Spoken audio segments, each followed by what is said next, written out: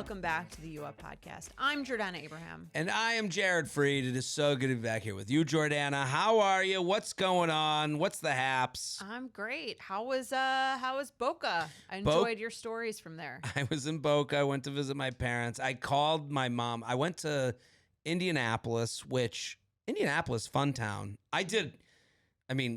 I had the Indianapolis experience. I threw out a pitch at a minor league baseball game. I thought that was like last week, but then I saw your stories. I wasn't sure. Well, you commented like, is this a month of pictures? And it was like, I lived a month in a weekend. Like I did, someone reached out, a fan of the show was like, hey, or I think their sister's a fan. They're like, do you want to come on our Jewish community night and throw out the first pitch? I saw you're in town. And I'm like, I'm in.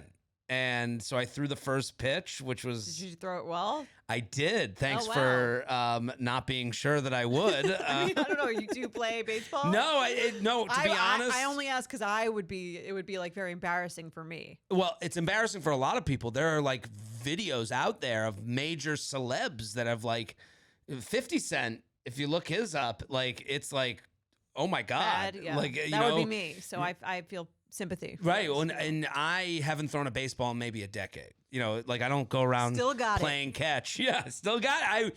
I gave it, my best college try. Of course. Okay. Yeah. But I put it high and, a high heater. So did that. And then I went to another fan of the podcast. This guy was listening to the podcast and he said in 2020, went off to like, on a vacation with his new 3-month girlfriend, and now they ended up going to like Arizona and then going from a weekend trip to a 3-week trip to now they are married with a kid. Wow. And they listened to the podcast together, and he said you guys have been there with him through the whole, relationship. They listen together, they talk it out, and he invited me to the Indianapolis Motor Speedway, and he had me like at this event. Prince of Indiana? Apparently. I am. Everyone there loves you. You're the mayor. Apparently. You should run. I actually enjoyed the town. It was the downtown. It feels like they're doing stuff. There's like a big convention town, whatever. So I did that, and then I called my parents. I was like, I think I'm going to come to Boca, and spend some time down there. My mom was like, are you sick? And I'm like, what? They're not allowed. They're quarantining. Well, why would I be sick? Why would I come to her when I'm sick? And I go, no, I'm not sick. Why would you think I'm sick? She goes, last time you were here, you got me sick. And I was like, apparently I'm patient zero. Okay. Like, I don't understand. What do you think? Why did you think it was you? Because she's a crazy person. This is what she does. She'll get sick and then she needs to know where it came from to place blame. Well, at that point, it's too late to do anything. What's the... Oh, no, it's not too late. It's not too late to guilt the person, for the rest of their life, because that's what she was doing to me. You got me sick 6 months ago. Are you coming back to get me sick again? That's a crazy question to ask someone. So you came back. So I went back to Boca, and then I came back last night, but... Your mom looks great, by the way. Yeah, they all, they got sun, they look good, they're active. Yeah, How old's your mom? What? How old is your mom? What is she? They're 66, both of them. She looks hot. She's doing it. Tell her I said so. I will let her know. Yeah. Mom, if you're looking to swing, Jordana's in. Here I am. I'm a fan. Yeah. It was fun. They're like asking me. My mom's doing I never had this before, and I think women get this earlier. This like, I just want you to find someone. That's what she's doing. I would say no woman would be like 39, and that's the first time she's heard that. Right. This is the Yeah, well, it's starting to happen more with her. I just want you to find someone, and then I was getting that at 24. 24? That's crazy. Yeah. Yeah, and it's like, and everything I do is related to why I don't have a relationship. They're trying to diagnose you. Yes. Okay. So it's like, look how you leave your shoes out. Who would date you like this? And I'm like, and I do laugh at it.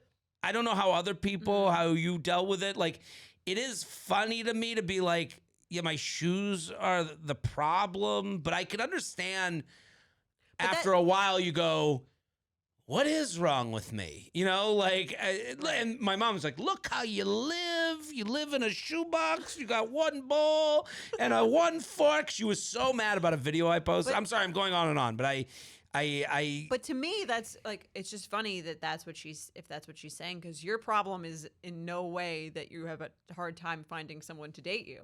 Right. Like if that were at all even a tiny bit your issue, I'd be like, I could see how that would get to you.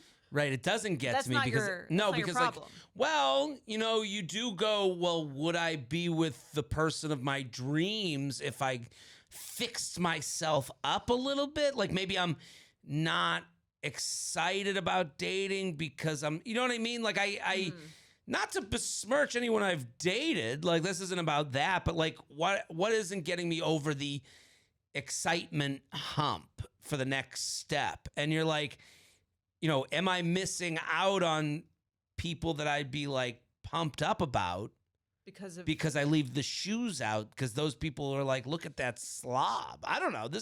But are you encountering that? Are you getting rejected by anyone? No.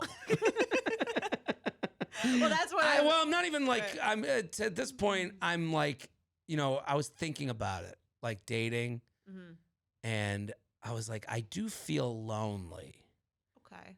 But I'm an elitist about who you don't I would want to just be around anyone. Right. Yeah. And it's like, what a weird combo to be both lonely and think you're above the time spent with someone else. I don't think so. Okay. I think that's like, you have a standard. You're not like, oh, I'm lonely, and so anyone who wants to be here, I would love to hang out with. Right.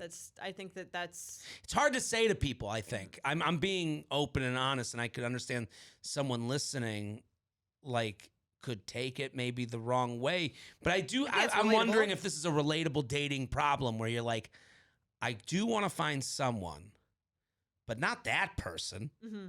Do you know? Well, I think it depends just how, I mean, we talk about this a lot in terms of how picky you are, right? And people get annoyed when someone's like, oh, I'm lonely, and then they reject everyone because of like small, seemingly superficial things. Right. But I've said before, like, I think you can have a couple of superficial things that are on your list. I don't think that that's wrong. Well, you've also said before, which I agree with, that this is economics, where, you know, there's a mathematical equation that everyone's doing. And I really like that perspective because you're only, you know, a kid. I do believe when someone's like begging their kid to eat, I'm like, the kid isn't going to starve himself. Right. The kid is going to eat, you know, when he's hungry and needs to eat and is feeling the pain. Right. So it's like in the same sense, and again, I'm saying that as a childless Catwoman, as JD Vance would call me. But I would say I don't feel the pain of the loneliness enough. But then to give in to whoever. But then you have this thing in your head. And again, I don't know if this is narcissism. It might be. Of like, what if this person I'm giving into is just because I was in pain, not because I was opting in, you know? Well, I would say... Is this person me giving up? And that's the question. Settling, right? Settling. I think there's... Because settling is not like necessarily an obvious thing, right? It's not like you settled or you didn't settle. Like everyone is doing their own equation all the time. And one day with the same person, you could think you're settling, and the next day you could think they're out of your league. So it's like...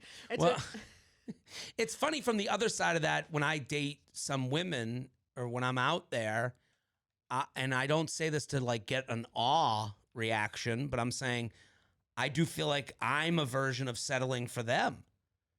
How so? Well, I sometimes I'm on dates with people where I'm like, I'm just a solution to their problem. Mm-hmm.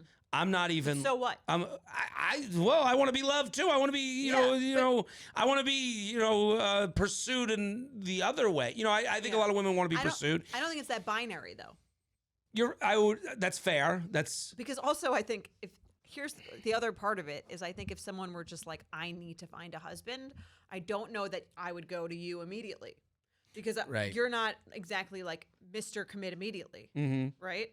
Right. So if someone's dating you at all, to me, they would want more that's not the easiest path down this route to checking the box of boyfriend husband. I would go to someone who was really intensely looking for a relationship. Right. If that was all I wanted. Yeah. You make a good point. I guess sometimes it's hard to think of it that way. You know, from my perspective, like that I don't think so highly of myself. It's this back and forth. I think this is like a very, I hope, relatable thing of like, when you're single, it's this like, who am I? Combined with, well, I'm not going to spend time with that. Yeah. If I were you, I would try to take like the noise of it, and almost like if you take out what your intentions are, what their intentions are, and you kind of disregard all of that, and you just focus on, does this energy of this person feel like nice and fun and relaxing, or is this someone I could be with for a week and not be like irritated by them? Right. I would start almost with that. I know, but that's the thing that's hard it's hard to cut out the noise, because I was just in Boca, which is like all noise. Right. Like that is like my parents. It's like, it's just, it's as if they heard all the insecurities of my brain and they're just joined the chorus. Them loudly. Yeah. Yes. Like, it's just like, it's actually crazy. Like, and you know, I don't know. It's, and then you start thinking of like exes and like, did I try hard enough? That kind of goes through your brain a little bit lately.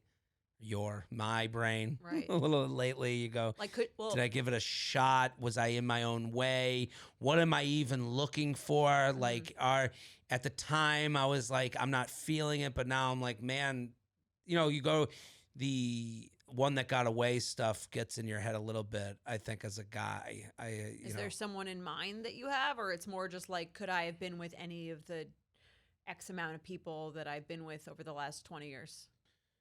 There's people in mind, and then there's people that I'm like, no, I know for sure. And then there's others that I was like, right, that I would go, maybe I'd be in a different phase of life.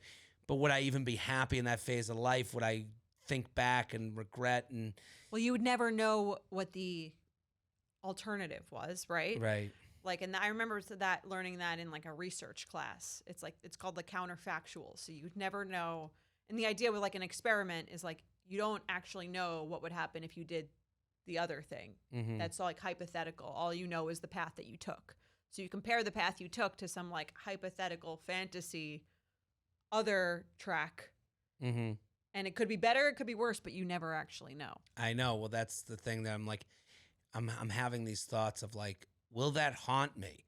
Will I ever be excited enough about a new thing to forget all other roads not taken? And that's a hard part from the perspective of someone who like ended a lot of things before they were given their time. I think when you've been ended with, the beauty is that road was never open to you. You did everything you could. You don't have to look back and say you should have been with them. Right. Well, this is a real depressing way. No, to I mean, have you thought about going back? And I shouldn't say this because I'm the one who's always like, don't come back unless you're gonna marry me. But have you thought about, like, are there certain people where you're like, maybe I should revisit that? You know, there is a thought of that. And the envy I have for someone who's unaware is that they don't give a fuck about anyone else's feelings. Mm-hmm. You know, like I think like when people come back to people, I think like that is like when you've ended something and then you come back to it. I think it's like it's not nice. It's not nice unless you are like, I know, which you don't know. Right, which they never know. Right. When they come back, as I've said. No one knows. Right. It is not the movie. Everyone comes back to see how it goes. No one comes back and is like, with the ring, will you marry me? Right. And that's how the movies have kind of like, you know, when you talk about like have movies, rom-coms, like give us misleading storylines, this idea that someone comes back completely sure is crazy. Right. Like, because I do think about it. I go, and then I like play it out. And I'm like, and then I play it out with me being unsure. And I'm like, man, you would be the most evil fucking asshole. You'd be like the Julia episode. Yeah. I'd be Julia if you go back, or I'd be the other guy in the Julia thing that I know was wrong. And that's why I empathize with the Julie episode where I'm like, I know what went through his mind. He just didn't play it out in the way that I have to play it out. Right. Well, the annoying thing when someone who's had, I would say I've had people come back multiple times, different people, like, end things and then come back at a later date, whether it's 3 months to 2 years later. And it is upsetting when it feels like the person came back and then it was just to remind themselves why they didn't like it the first time. Right. That's sort of like the worst thing that could happen. Right. And on the side of the, should I go back side of it, you go, there's like a thing where I'm in my head, I'm going like, I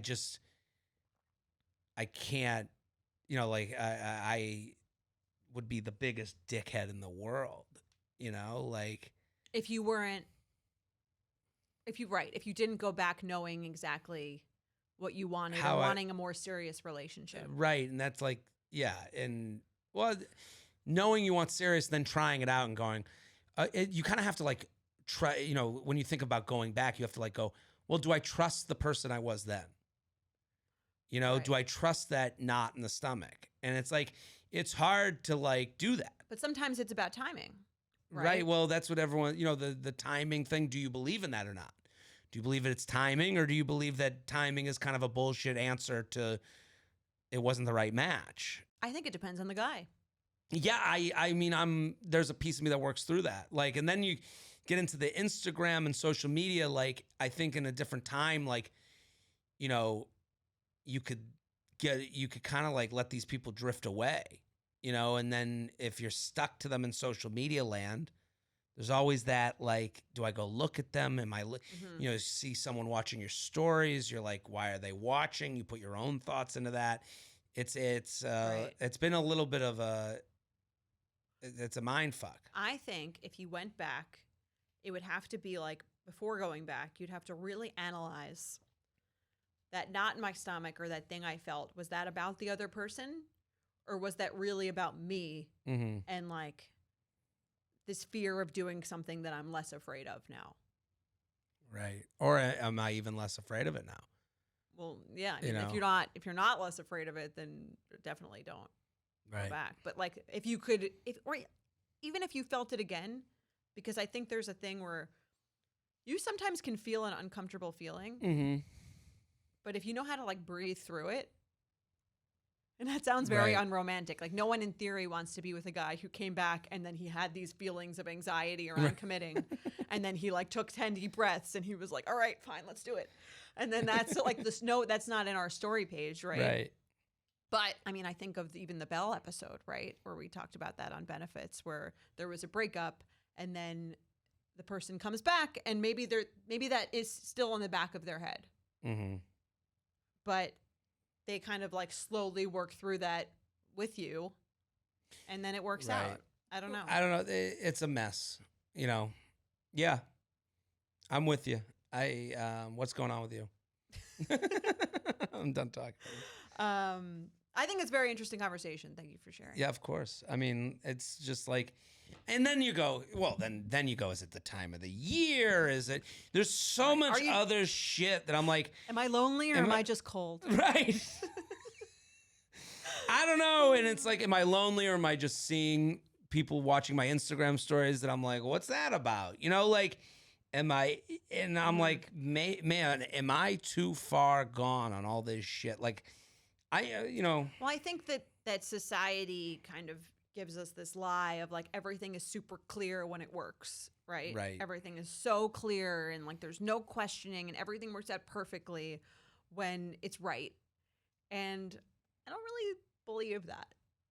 No, I don't. So I think it's like people feel guilt when they feel like a gray area of emotion around anything. But to me, that's like the realistic sense of anything. There's there's nothing else societally that you're expected to love unconditionally all the time, intensely at all moments. Right. And especially when you start talking to people, married, kids, the stories are all not black and white and pure, right? Yeah. They're all wishy-washy, and That's why it's up and hard to talk down. to married people as a single person. You're like, oh, none of this is fixed. Well, it depends when you catch them. Right. But even, I mean, maybe people are just open with me because they know that like I'm a hater apparently. So they're just like, I don't know. What's going on with you? Where you been? I was listening to Oversharing. Yeah. I thought that was a very interesting topic. Which one? On Oversharing, about the woman who the husband planned the trip, and it was a 5-night trip in a group house, and you guys crushed this husband. I mean, to sleep on an air mattress next to bunk beds of someone with a snoring machine as a married woman, as a married woman? Go listen to Oversharing if you haven't already. I was listening to this email. I just think it was such a painted tale. It was such a one-sided tale. Tell me a version. Okay, I'll take for those who haven't listened to the episode, and you should listen to Oversharing. It's a great show. I listen to every episode. Thank you. I appreciate I'm a that. fan. So if you haven't listened to this woman, a fan and a friend. Was it a triggered segment? I don't even. It was a Beticist. Something. I think it was a Beticist where you're dealing with the ethical. Right. So this woman's quandary. Like, I'm going on a trip with my boyfriend. Our flight got delayed. We're the last ones to the house. We wind up, all the other couples are in their own room. We're on an air mattress on the floor with 4 other men in this room. Mm-hmm. And it's so loud the whole night. Someone has a snoring machine. I couldn't take it. I wanted to get a hotel room. Guys are farting. I tend to, well, the email, the way she colored the email, it was, I tend to trust an email less when they get into and all these men are farting. Can you believe I had to be in a room? Honestly, the room, she could have just said, I'm in a group home. I doth protest too much. It was just like the way she wrote it. I know. I smelled difficult person to me, writing in. Difficult person would be like, again, difficult person to me is maybe sometimes what I am. The air conditioner is not getting cold enough. I cannot take it here. I've got to get out of here. That was a reference you used on the show, and I agreed with that reference. I am in a hotel room. This room will not work out. We need to move rooms. Right. I'm at a table I don't like near the door of the restaurant. We need to move tables.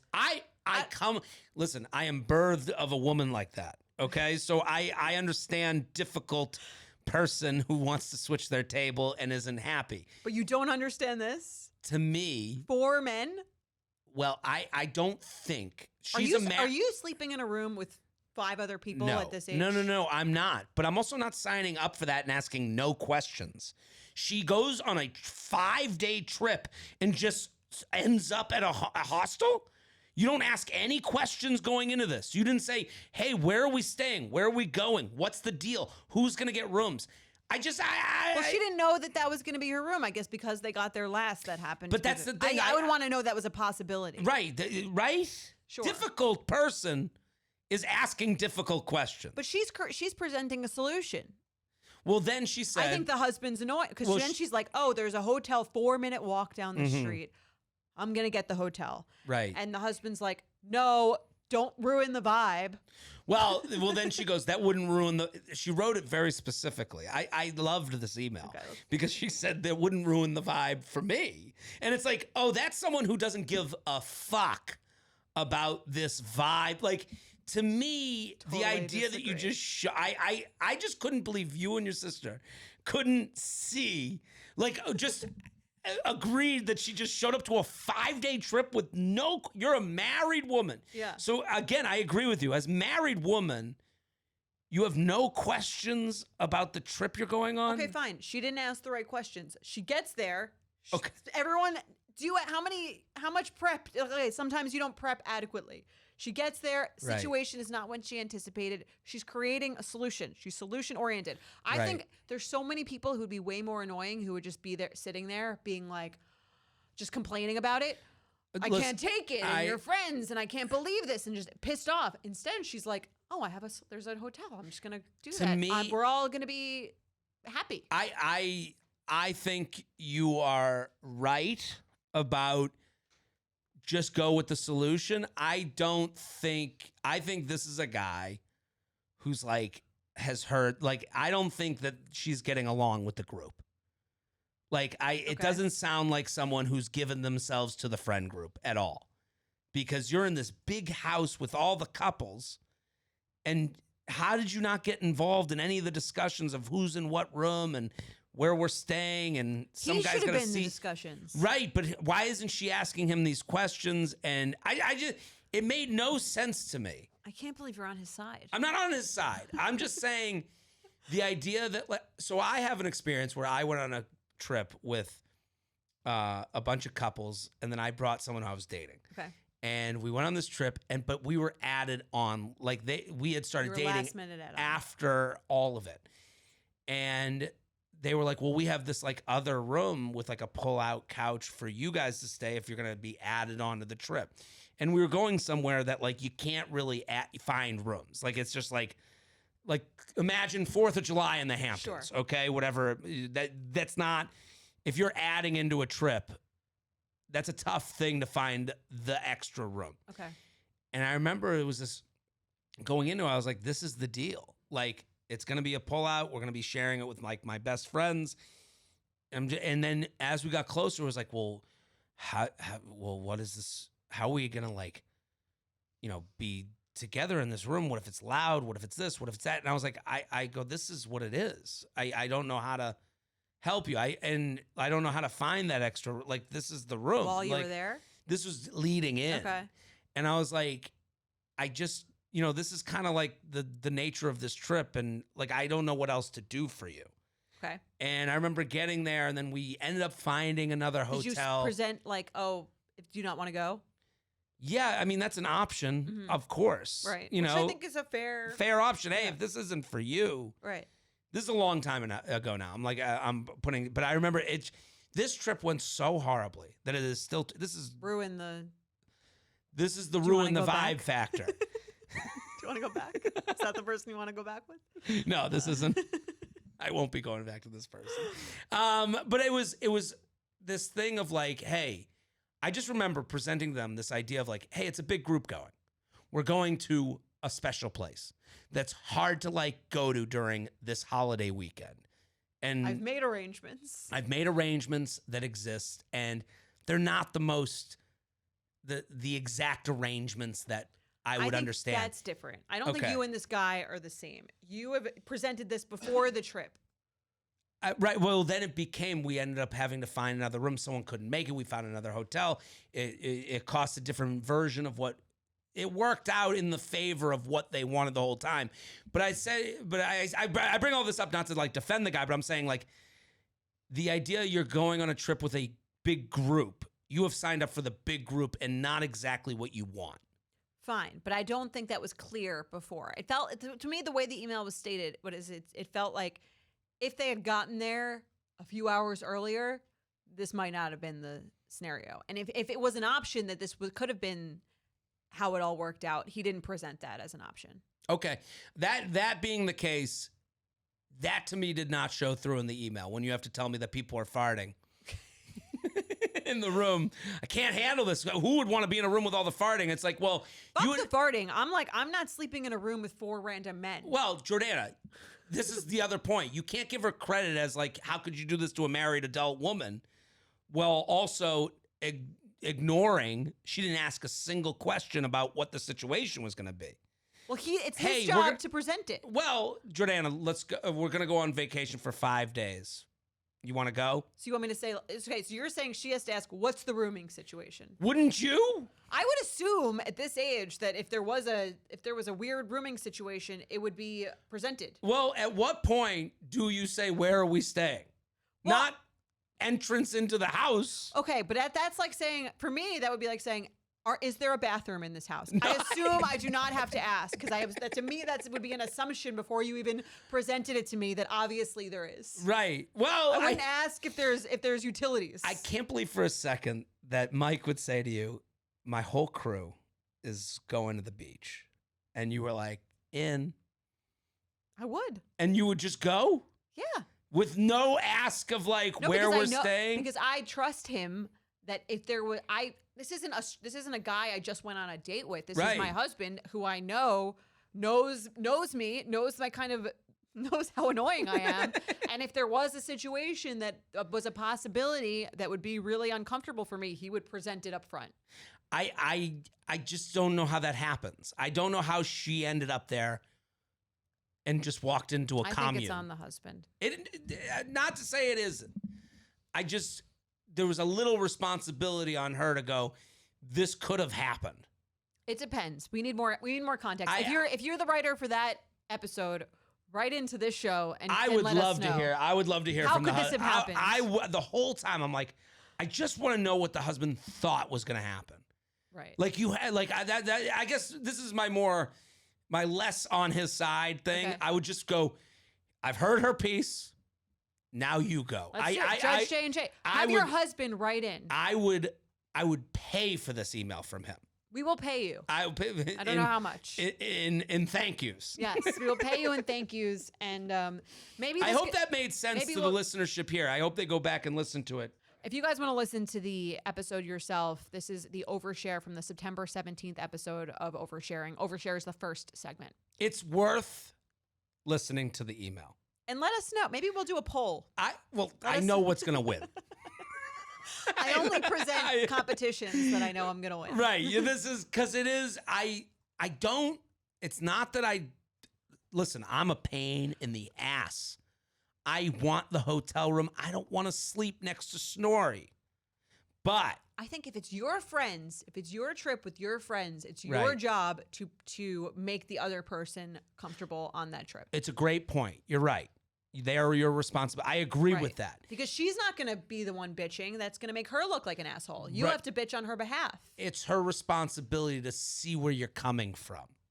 Yes. Because for the sake of these are my friends and I want us all to be involved with each other. Mm-hmm. So I think she has a responsibility too. Like to be like especially like everyone's staying in this house. I don't know. We're going to be the ones in the hotel room. Now I'm with, an elitist. She can't handle it. I don't know. I need more. I want to hear his side. All right. Give us his side. I would love it. If you guys both want to come on, you're married. So please. The relationship's seemingly pretty secure. If you both want to come on, we'll do a judgment in person. Jordana's pointing at the TV. We want a video chat. Yes. I want to see him. Both of you. And we want to thank, we got another wedding invitation, a little last minute, I have to say. I call that an invitation. We got invited to a wedding in Denver. This might be our second Denver wedding. Denver, that might be the city of love. People are really, coupling up there. It could be. I mean, Menver. The odds are in our favor. Yep. Aaron and Lindsay. Oh, Aaron and Lindsay. This wedding is in 2 days from when this airs. We'll be there. September 27th. Hope you had some dropouts. We're coming. Friday at 4 wedding. I mean, interesting. Friday at 4. Interesting. They don't want anybody coming. And we got a note. It says, "Hello J&J. I've been an avid listener to you up since 2019, and with all of your wisdom and advice, I was better able to navigate dating in Seattle, and now I am getting married. Hey-o! It just feels right to invite both of you. I understand you're both very busy and probably in Fra again. Yeah, we go every month. Second home, yeah. But I had to try. Regardless, I appreciate all the advice and laughs you've shared with me over the years, Lindsay." And then she crossed out the bottom, which says, "Please RSVP by June 30th, 2024." And she wrote, "Not necessary for VIPs." What a spin on the late invite. Well, Lindsay, see you in a couple days. Yes, we'll be there. Make sure. I want the steak. Cute picture. I like it. Let me see. They're a good-looking couple. Yeah, it's cute. Cute city. Cute. Thanks for the invitation. Thank you. We love it. We love every dating success story that comes from this show. We love it. And if you're in Austin, Texas this weekend, I'm going to be there doing shows. We love Austin. So love Austin. Come on out, jaredfree.com. Also the special tapings in December. Get those tickets, Tarrytown. 2 shows. Jordana's going to be there. Be there. My parents will be there. The whole crew. The whole mishpach. What are we talking about today? All right, we are talking about, I'll read it, an email.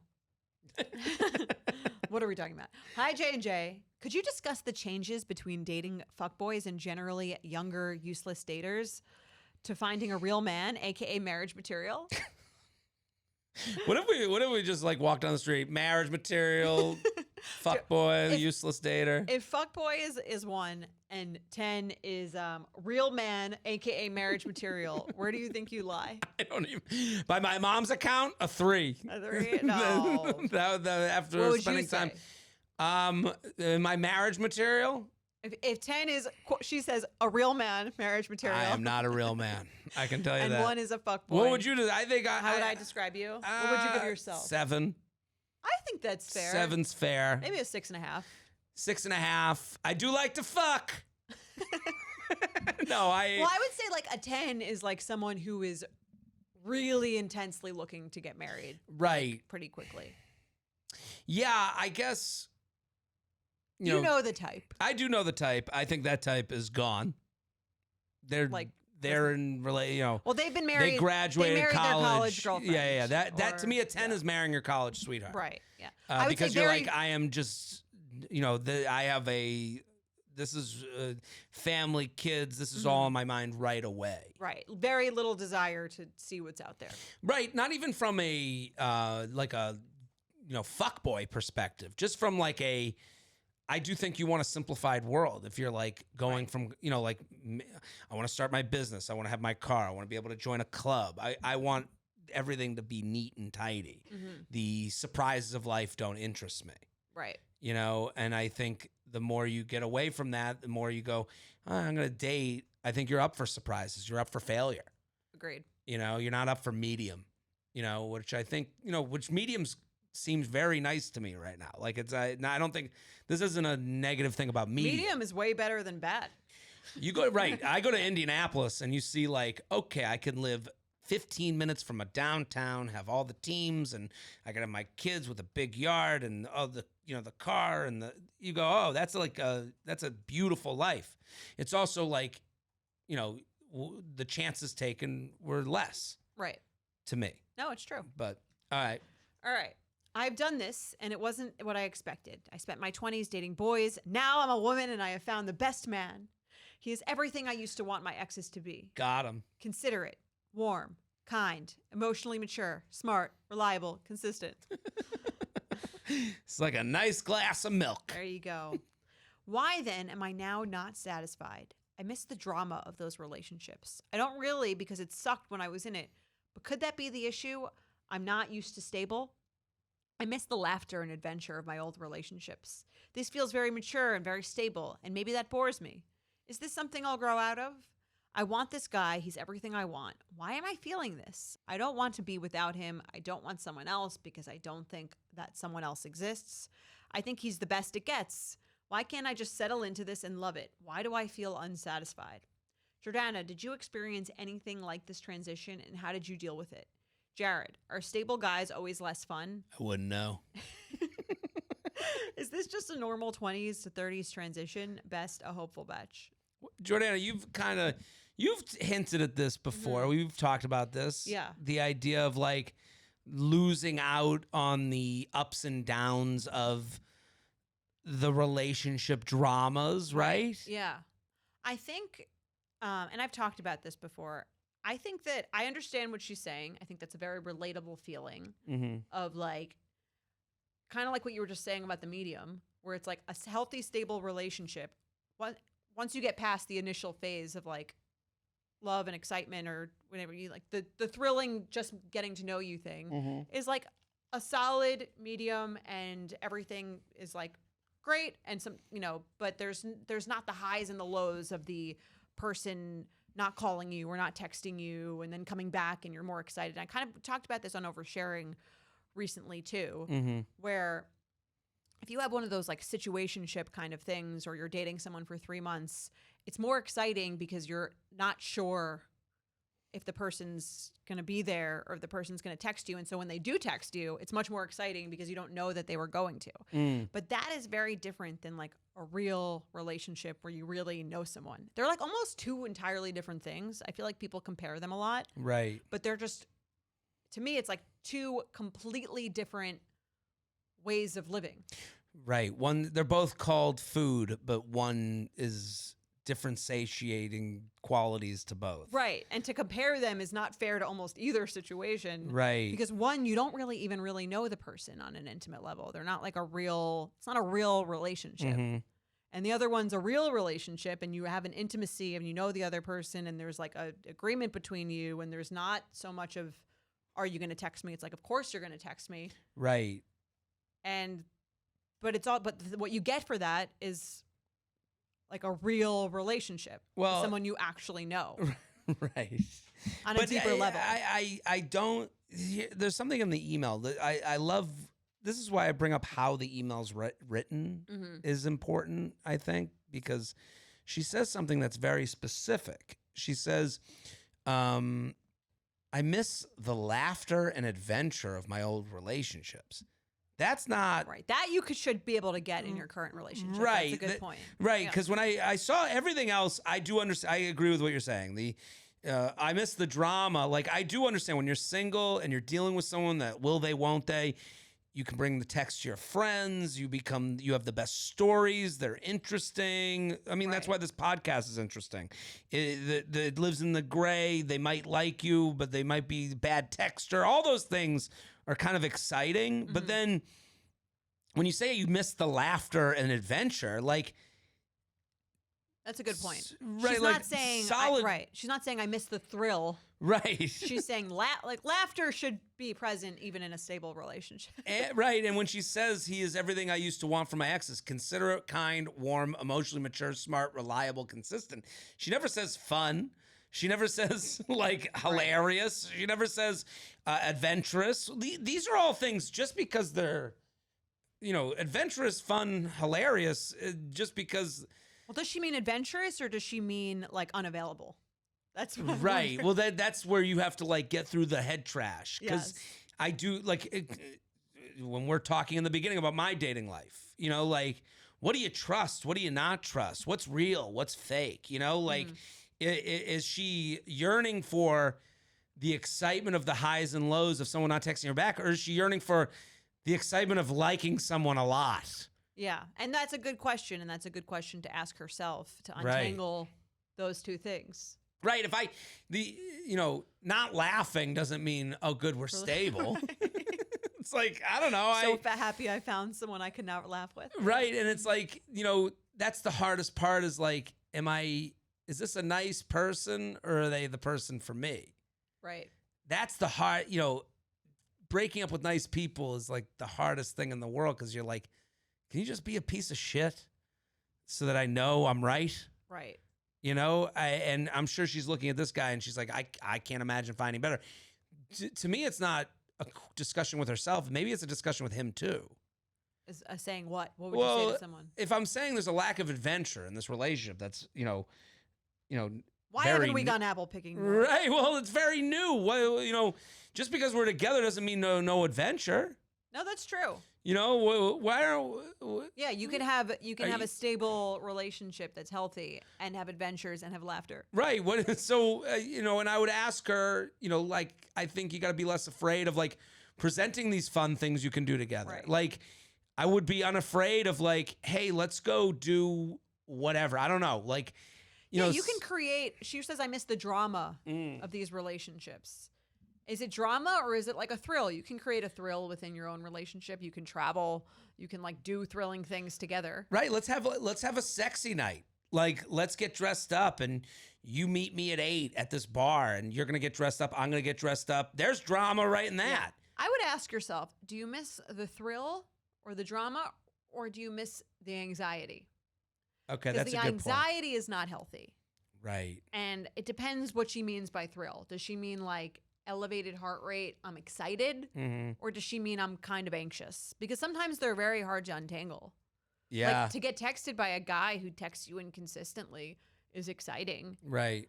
But it also is because you were so anxious before. Right. And the right. And the other issue in this whole email is like, now that you're a woman and you've realized what makes a man versus a boy, as she put it, you could just be like, your radar could be set for man. And then you got with the first man that was like to say there's no one else out there like this. Like, I don't know. I No, of course there are. Right. Of course there are other people like this. It doesn't mean that. It also doesn't mean that this guy is necessarily. It could be the unhealthy version of this. It could be that she actually misses, like, the highs. That she's mistaking the anxiety for connection, as Logan Ury would say a lot when she's come on this podcast. It's like sometimes that spark is actually just being anxious and being excited that the person who's acting inconsistent is like in an on period. Or it could be that she actually doesn't really like this person that she's dating. Right. Only she knows that. Well, The Office, I think of The Office as like the Office, the TV show is at its greatest when it's Jim and Pam. Will they, won't they? Yeah. And then they get together, and now the story's kind of boring. Yeah. But they still laughed. Like they enjoyed each other. They might be less fun to watch. Right. And maybe, it's like hotter maybe it was almost like hotter for them when that was happening, but that doesn't mean that that's how it should be, or like that's what you want. Again, I think it's a totally different kind. One is like a relationship with a person. It's more about like the person. And the other one is about sort of like almost like psychological manipulation. Not knowingly, but I'm saying like that's you're kind of like, are my senses being activated by almost like someone psychologically giving and then taking away. Right. Versus who is this person in front of me fully. Right. It's hard. Again, it's hard to untangle, I think. Yeah. Let's do some awkward encounters. You ready? Let's do it. Love this one. It's a great one. Okay. A few years ago, I was set up by my real estate agent with a 25-year-old guy that was described as perfect for me in every way but bald. Now, I have to ask you, I read this. What are the things, if they were like perfect for you in every way but there's a catch blank, of the things, what are you in for and what are you out for? Like, I think that's a fun game. Yeah.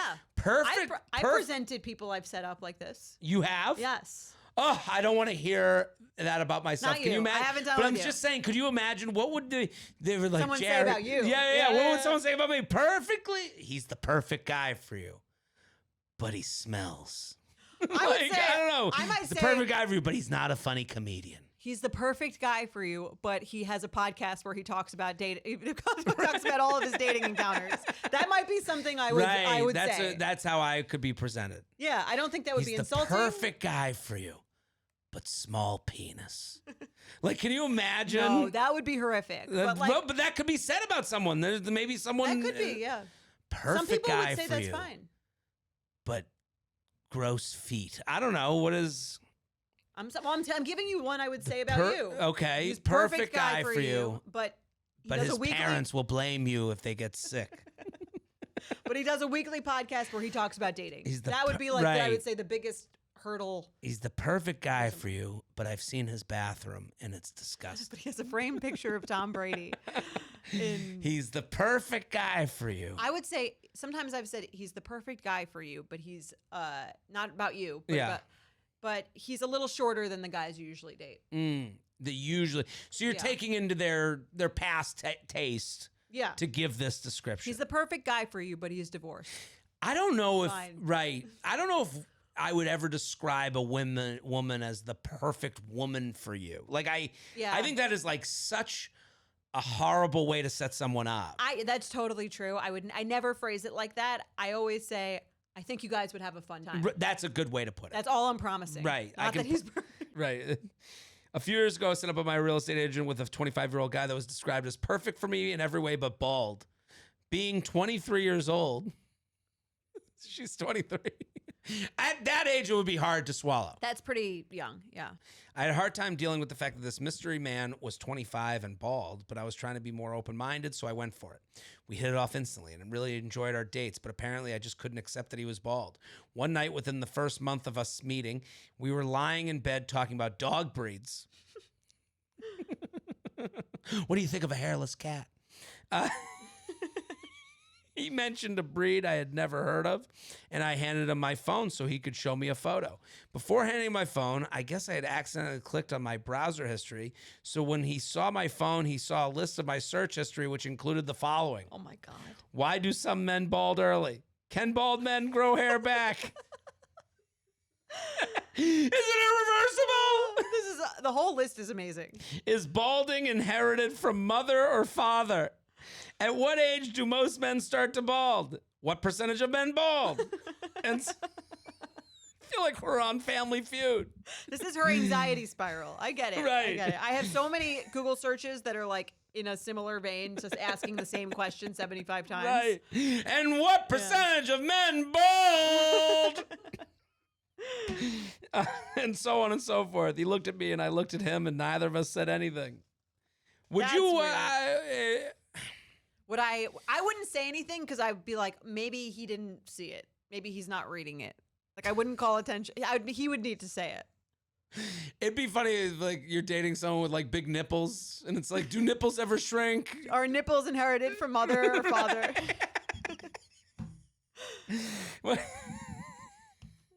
Do they produce more milk the bigger the nipple is? Oh my God. Yeah.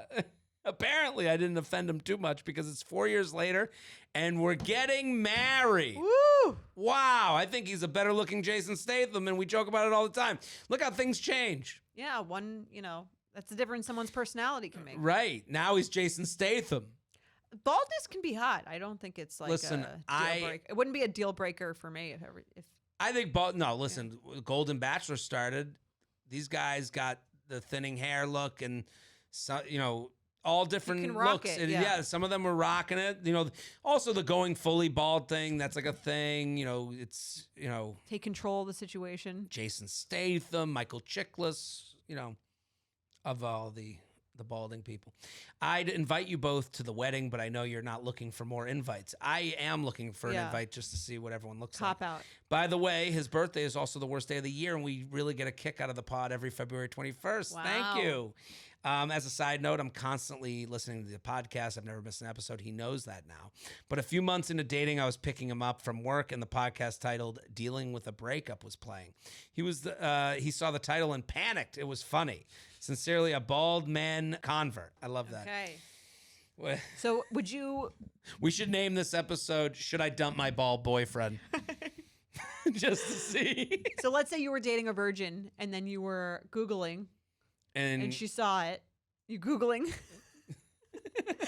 Dating a virgin. It might sound bad, right? De-virginizing someone. Well, it might sound like I have like a fetish for this. Is there something wrong if someone's a virgin? What's it like to fuck a virgin? Yeah. I don't know what are virgins like. Yeah. Would you say something? I'd have to be like, listen, I didn't know what I was going to be getting into. I'm sorry. To just leave it there. I like that he was like, yeah, I get it. Like, listen. Right. If someone's balding, they know they're balding. Like, you would hope. You would, right. I don't think this is a surprise to them. These are thoughts. These are things they've Googled. Right. And, oh my God, like, listen. And then there's now hair treatments. I mean, this guy could go to Turkey, fixed up right away. I'm so bad at that. I could never tell. Like, I have no sense of if someone's got something done. Their hairline is like perfect. Okay, it's like so tuna. It's like a boob job. Right. Right. The boobs are too perfect. It's too much. Yeah. But I think it looks good. And like, again, like this is like kind of a Hollywood thing. You have comedians that are doing it. Really? Yeah. Good thing you've got a good head of hair. You don't need it. I really lucked out in one department of my life, but everywhere else I'm a mess. Let's do another email. Let's do it. All right.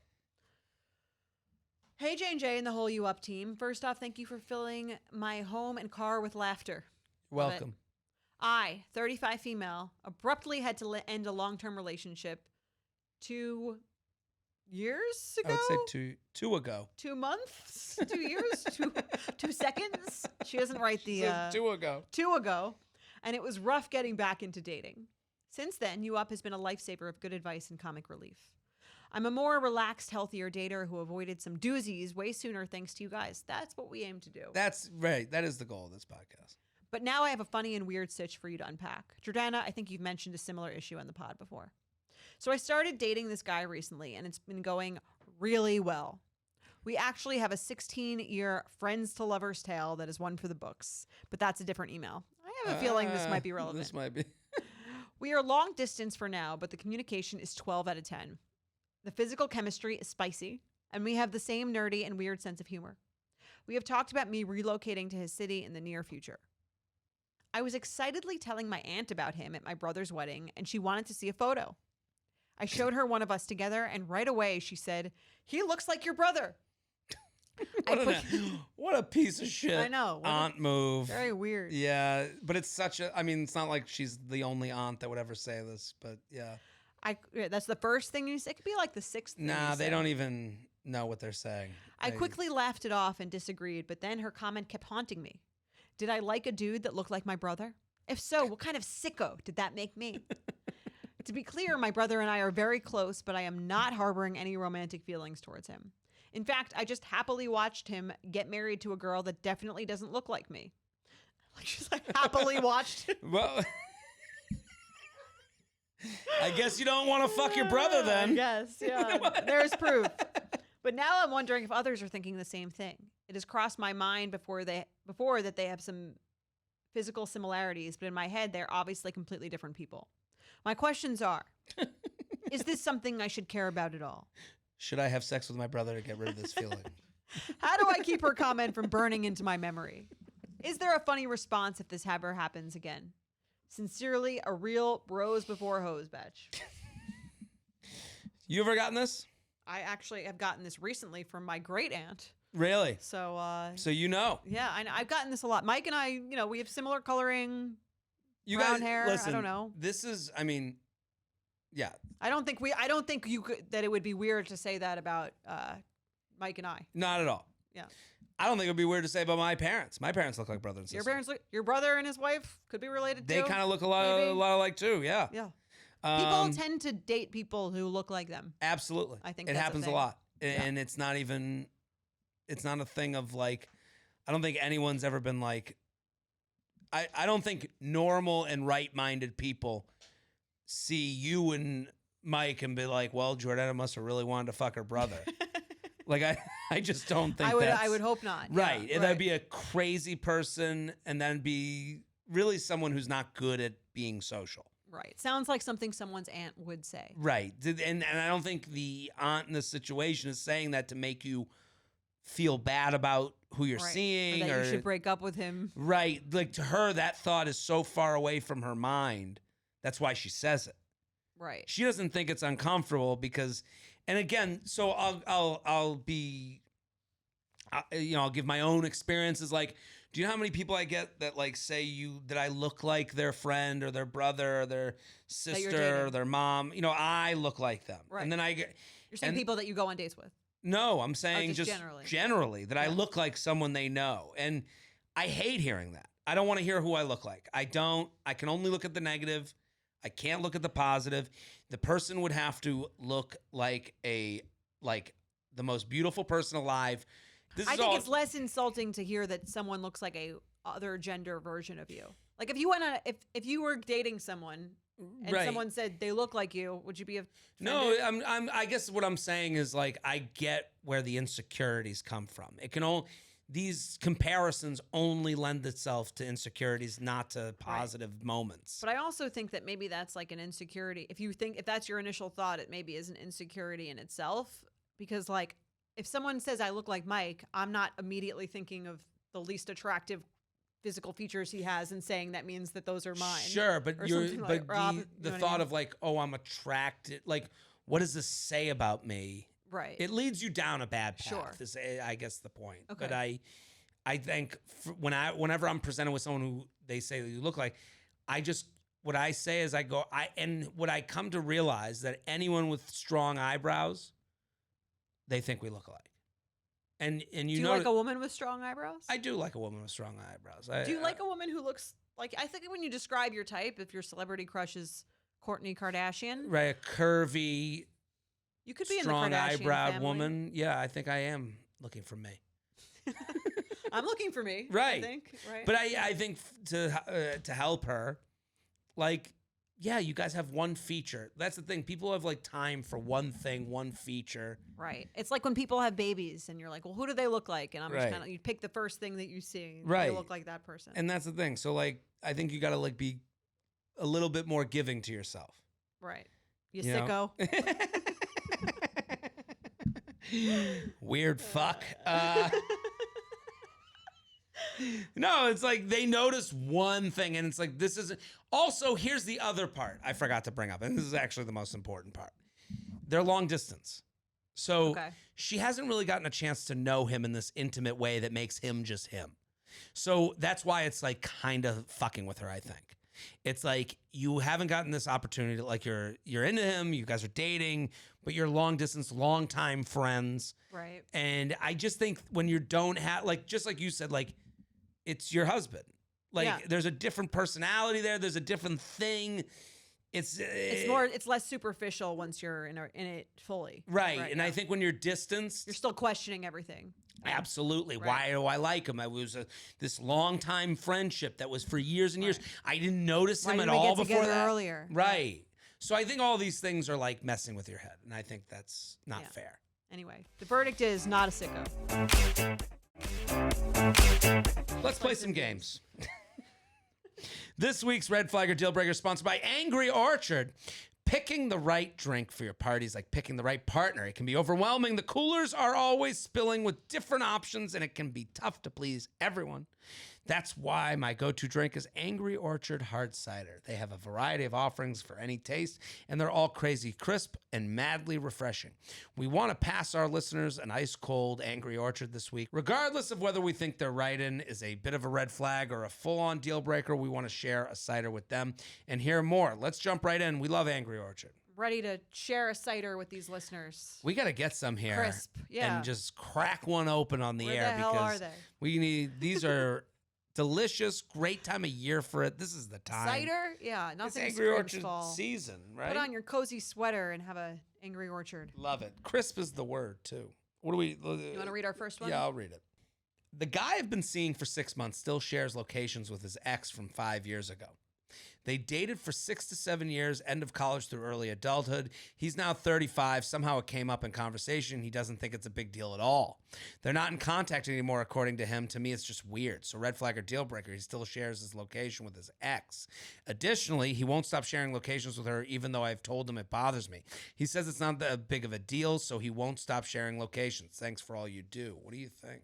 If he just shared locations with her and then she said, this is weird, and then he stopped sharing locations, I would say, fine. The fact that he's like, and I'm not going to stop sharing locations, I think is very weird. That's the deal breaker to me. You think it's fine to find out? If he didn't even realize? I mean, didn't realize. Right. If he didn't realize, fine. Then she's like, oh, let's, you're still, who is this person you're sharing locations with? He goes, oh, it must be from... At that point I would go, what the fuck? Oh, but I guess maybe you wouldn't know. Hold on, but I am not I'm not a location sharer. Right. So I'm not actually, to me, sharing a location with someone is like I'm wasting the battery on my phone. They're right. But I guess this is on like a different app, right? If I could ask, it's the Find My app on iPhone. So it's a different thing, right? Like it's like. Well, here's the thing with this particular email. He knows he's been sharing his location with her the entire time. And I just don't know who could forget. How could you ever forget that you're sharing your location with someone? I think I've had this before where I've been sharing, like a friend, I realized they're still sharing their location with me. Well, yeah, it's in the Find My app, same as like the Find My iPhone, the Find My, like if you lose your AirPods, Jordana. Okay. As I do. Quite often. It's like, it's not popping up for you all the time. Yeah. So yeah, I have my college roommate on here. And you haven't talked to them in years, or what? I talk to her whenever, but I never remember I have her location. But I have like 8 people in here. So you can forget about it. Yeah, it's easy to forget. Yeah. About. So he did, but he did not. But he didn't forget about it because he told her it. Like if you know you have it, I think it's weird. Right. The idea. Well, that's the idea that he won't undo it. Right. Is, why? I can't think of any good reason for him to not do that. It's almost like you're trying to be an asshole and just make a stance that you're not going to do it. Well, to me, it goes back to like the what we were talking about in the beginning of like people, like what if it was an Instagram follow and you were like, you got to unfollow that person. That's your ex. I think that's different. Okay. The unfollow seems like I don't know. You follow so many people. Like how many people do you share your location with? Not a lot. I don't any, but what reason could there possibly be that you need to know where your ex is at all? For me, it's like a stalkery. I think in the most empathetic way, it's I lose this person. Like, yeah, right. I mean, right. And that's horrible. Is that like not horrible, but that's that, like, right. That's indicated. What's the matter with you? Right. You must be still hung up on those. Yeah. That's the only way I could think about it. It would make me uncomfortable if Mike was still sharing his location or had the location of an ex. I'd be like, this seems totally unnecessary. Why? Right. Especially if he kind of had it the whole time, he didn't really remember it or think about it. Then I saw it and I was like, don't you think that's weird? And he was like, no, not changing it. No, it's weird. I would say that was weird. I'm on the side of weird. Yeah, I don't know. Because then hypothetically, why do you need to be connected to them? It would be the first question. And if it makes me uncomfortable, especially. Well, take away but take that away. I don't. Why do you need to keep your location shared with them? I think it's kind of strange to share your location with anyone permanently. Personally, it's not really my. It's not really my thing. It's I'll on a permanent basis. I understand, like you're going out. You're like you want to make it's for a safety thing. A college roommate to me makes sense. Like you guys are looking out for each other. Mm-hmm. I don't know if I need to be like tracked. Listen, I'm with you, but this seems to be one of those like generational things that like is new to us and happening. Like I have know, it for my kid. Sure, but I'm saying if you're a kid who is used to being tracked by your parents, and then you kind of like move on from your parents to your roommates, to your friends, to your loved ones, I can understand how this happens. I don't. This guy's my age, he's 35. I know. I'm with you. I'm with you. Right. I don't think the sharing is the crazy part. Some people do it. It's the not wanting to give it up. Why? Right. I can't see any reason other than I wouldn't want someone having my location after we broke up. Right. Would you? No. To me, this is him holding on to something that he misses. Yeah. Or something of it. Deal breaker. Yeah, for me too. Let's do another. Hi, you up team. I got an interesting dating app response that I thought would be a good red flag or deal breaker. I agree it is. Okay. So she says. Do you want me to be okay, you be her, I'll be him. Okay. TV show character. I think I'm a combo of Leslie Knope and Ron Swanson. What about you? So you've got a sarcastic streak. I'm like a mix of Joe Goldberg and Dexter. Okay. For me, it was a deal breaker. What about you? Love the show. Thanks for solving dating. So Joe Goldberg is from the Goldbergs. He's a stalker who also kills his exes. Oh, they both are stalkers? The guy from You? Yes. So he compared himself to two murderers. Yes. Yeah, I don't know. That would set off an alarm for me if someone right off the bat was telling me I thought it was a guy from the Goldbergs. Oh no. And Dexter. And I was like, oh, okay. That would be fine. Right. I would be okay with it. If it was one serial killer, I could maybe work it out. Two is like you're saying I'm like with serial killer and like extra serial killer. Right. It's a weird. I didn't think I was gonna be on the side of deal breaker. Because it does feel like fun conversation. Oh, Leslie Knope and Ron Swanson, fun. And then you're like, This is the kind of thing where, like, if you went on the dates, you would have to look back and say, I should have known. Right. When he told me. Right. Right. You're looking and beyond, like, let's. Okay, he could be a murderer, but he's definitely probably not. We hope not. Mm-hmm. But he's definitely looking for weird. Yeah. Like when you say you're the double murderer, you're just up for wacky, like it feels kind of pseudo-sexual. It could be. Right. To me, it would be a little too dangerous feeling. I'm trying to think of the other way if like a woman was like, what if she was like, what would be the combo? I'm trying to think for you, I don't know if there would be a. Is there one that would get me to go, no way, no how? What about... I'm like Oscar the Grouch, and who's someone else who's miserable? And Debbie Downer. Debbie Downer. I'm like the tiger woman and the chimp woman. Yeah. Like from the two TV shows. I'm Lorena Bobbitt and I'm out.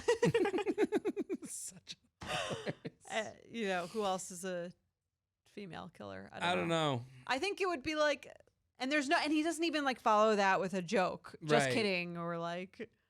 It's super weird. Yeah. It's almost like in the realm of like, what are you trying to say to me right now? That's what I'm saying. Yeah. And it doesn't have there doesn't seem to be a jokiness to it. Right. Let's do one more. You ready?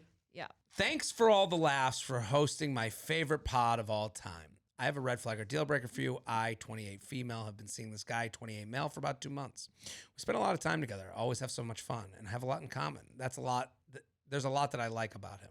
But there's one thing I can't seem to get over. He is in the middle of some professional shifts, and in the meantime signed with a modeling agency as a source of potential side income.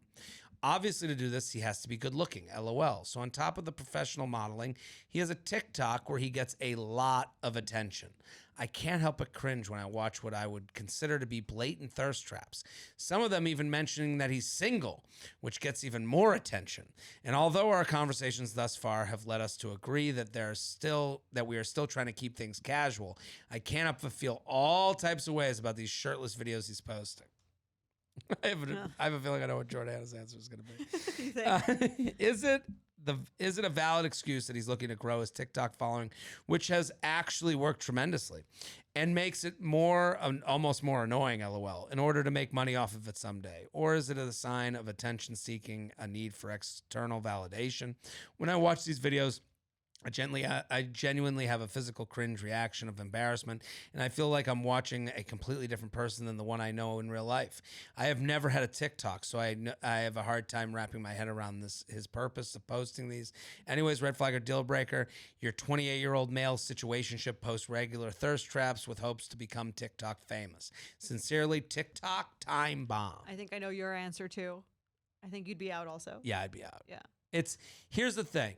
And listen, as a comedian, you get a lot of like, but it's my work. That's a very easy excuse. Okay. What do you think his real thing is? To hook up with people? I think when you're also saying, like, it's one thing if this is like a big charade, where it's like, yeah, you and I are together and I put up these pictures because the modeling agency is like, hey, we need... Get yourself out there. Yeah, you gotta... we only hire people with followings. Sure. And then... But I think, like, attention is a drug. And more attention does get you more money in this world that we live in. So it's easy to be like, you don't want me to make more money? But then it's also like, I think very few people are easily like... I think very few people can resist temptation. Mm-hmm. So when you're putting yourself in the way of temptation while also being like, we're just a situationship, we're just hooking up, you're kind of like, I think you're already telling that person that you're... Yeah. I mean, he's told you in many ways that this is not exclusive. Right. I think the TikTok thing being one of them. And you give him comfort. I'm sure he enjoys your company, but he's also like, and this other thing's out there. I will see what comes back. What if it was her boyfriend? Still no? It'd be a little bit easier. He'd need to say to her, like, listen, I put it up at 5 every day, and I put up this thing that's going to hopefully get me more money.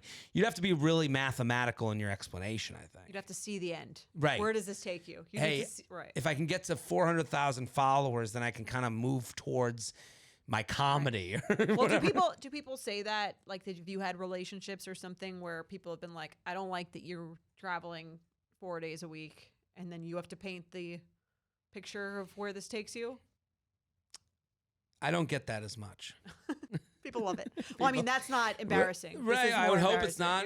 No, but I was asked, especially early on, what are your goals? What do you see this going? Fair. And right. I thought that was a fair question, right? Yeah. Like, where, if this modeling thing, are you enjoying it? And it's the side hustle nature of it. It's like, oh, I do this because it's fun and I get attention. Right. That kind of makes it worse. Yeah, I agree. I would rather if it was this full-time job, I think it's different. That. Yeah. Interesting. I think there's no one I'd rather date less than a male model. Right. To me, that's just extremely unappealing.